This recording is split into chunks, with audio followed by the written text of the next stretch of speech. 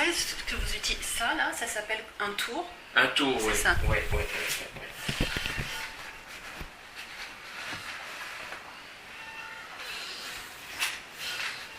Est-ce que ce que vous êtes en train de retirer, ça se réutilise? Oui, ça se réutilise.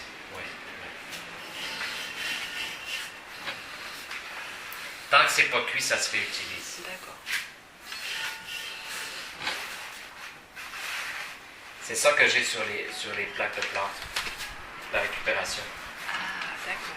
Parce qu'il y a beaucoup de gaspillage. Quand tu tournasses, tu enlèves beaucoup de terre. Ouais.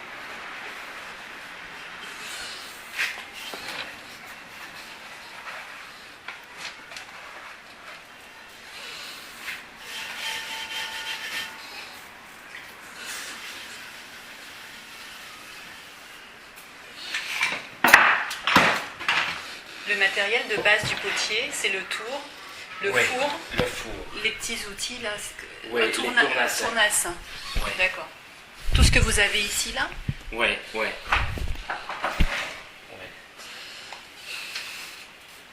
Oui, ça ne demande pas un investissement énorme. Voilà, en fait. ça c'est Pour 3 000 $ en plus.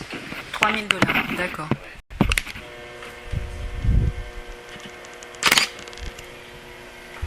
Alors, ce qu'on va faire au début, c'est centrer la terre. Et ça, quand on l'apprend, c'est la chose qui est la plus... que certaines personnes ont de la difficulté à comprendre.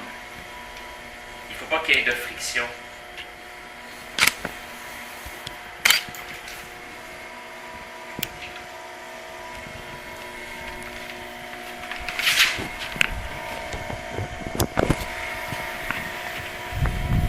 Là, elle est centrée. Puis là, je vais donner le sens aux molécules. Je la monte. Comme ça en pont. Après ça, je la redescends. Puis là, je donne le gabarit que je veux donner à ma pièce.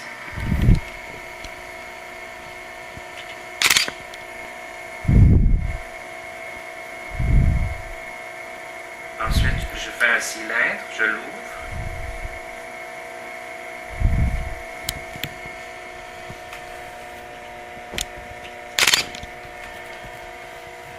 Ensuite, je la monte.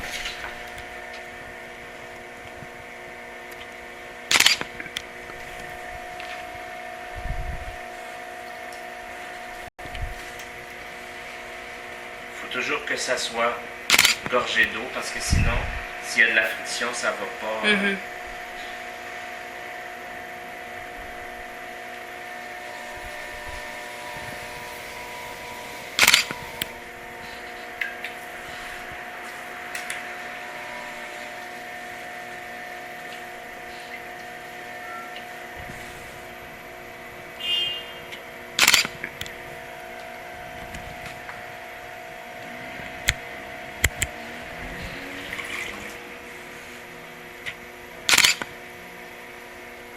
On peut en faire beaucoup dans 1 heure, hein? Je peux en faire.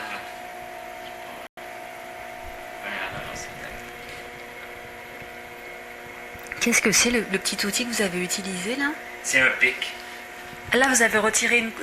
Ouais, j'ai pas vu. D'accord. J'ai retiré ça pour que ça soit égal, pour que la lèvre, soit on appelle ça ici la lèvre, Oui. que la lèvre soit égale. D'accord. La lèvre est égale. Puis après ça, je vais prendre ça ici, je vais enlever le surplus ici. Puis là, je vais passer le pic comme ça pour pouvoir la décoller. Et voilà. Ok. Et là, ça vous a fait une pièce? Oui, D'accord. comme ça. Mais ce qui m'impressionne, c'est parce que, enfin, comment vous savez que ça va faire exactement, enfin, à peu près les mêmes dimensions? Oui. Mais ils sont pesés, hein. Ah, Oui, ils sont pesés. d'accord. Vous avez à chaque fois la même quantité de C'est terre. 500 grammes, oui. D'accord, ok. Oui, parce que je ne suis pas assez bon. Il y a des potiers qui font une grosse motte comme ça, puis ils font toutes leurs pièces égales. À partir de la motte, ils font... Mais moi, je ne peux pas faire ça. J'ai pas l'œil encore. Je ne l'aurai jamais. Là, c'est des potiers qui font ça depuis 30 ans. Oui, moi, je dois les peser. D'accord. Ça a été un grand plaisir. Ben oui, vraiment, pour moi c'est vraiment, enfin, vous en parlez avec beaucoup de passion et Oui. c'est vrai que ça donne envie d'en faire. L'autre fois, c'est mon conjoint qui avait montré de l'intérêt parce que vous avez demandé des adresses d'école et tout. Mais c'est vrai que quand vous en parlez, ça donne vraiment envie, quoi. Puis il y a quelque chose de très connecté. Vous savez, en anglais, on dit grande D, c'est comme, t'es dans la terre, t'es comme dans nos racines, tu travailles, tu modèles la terre. Effectivement, on ne se croit pas puissant, mais comme une satisfaction de créer quelque chose de vivant, d'organique. C'est quand tu joues avec la peau comme ça, la pièce elle monte et puis il y a comme un plaisir atavique, je dirais, quelque chose de... Et une fois que la pièce est terminée, donc elle est destinée à être vendue, quel est votre rapport justement avec l'objet que vous avez fabriqué? Est-ce que c'est comme une partie de vous qui s'en va? Non. Ou alors qu'est-ce que vous avez l'impression de transmettre dans votre travail? C'est comme la reconnaissance de ce que j'ai fait. Si je ne pouvais pas les vendre, l'énergie ne circulerait pas. Je resterais pris avec, alors ça n'aurait pas de sens. Je suis impressionné que les gens achètent mes pièces parce que ils aiment mon travail et puis je trouve ça formidable qu'ils aiment mon travail. Parce que moi j'aime ce que je fais, mais je suis jamais sûr quand je fais mon exposition, mon vernissage, je suis jamais sûr que les gens vont aimer ça. Et puis quand les gens achètent, c'est comme une joie incroyable. Je suis vraiment très très content quand les gens choisissent mes pièces. D'accord. Ouais. Bien. Parce que si je les vendais pas, je serais, je veux dire, je serais malheureux. Enfin, j'en ferais plus. Il faut que les gens les achètent pour que je continue d'en faire. Sinon, je vais tarir. Ça fait un stock. Oui.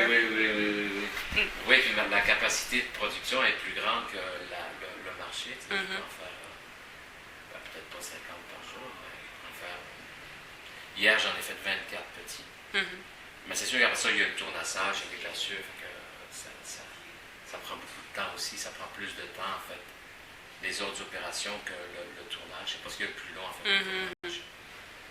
Et dans le fond, vous avez montré qu'avec un cours, le cours il a pris 30 heures à peu près, avec un cours de 30 heures et avec beaucoup de passion, on peut se lancer et de la dans pratique. un métier. Et de la pratique. D'accord. Il y a beaucoup d'autodidactes en poterie.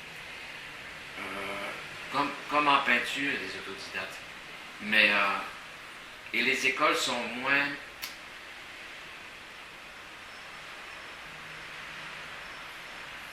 Je ne sais pas,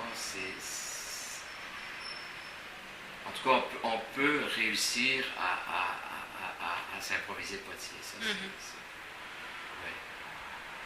Et à se perfectionner au fil des années. Je pense que ça prend des années avant de bien maîtriser le tour, mais le tour et le tournassage, mais c'est à force de se pratiquer en fait. Oui, comme ceux qui vont à l'école, c'est un cours de 3 ans, alors ils se pratiquent pendant 3 ans. Et puis les pièces, quand ils ne sont pas bonnes, ils les mettent à la récupération. Puis, ils recommencent. Ils recommencent, oui. Ils ne gardent pas les pièces qui sont... L'épaisseur soit égale et puis que la finition soit parfaite. Sinon... Un grand merci. Ah ben ça fait plaisir.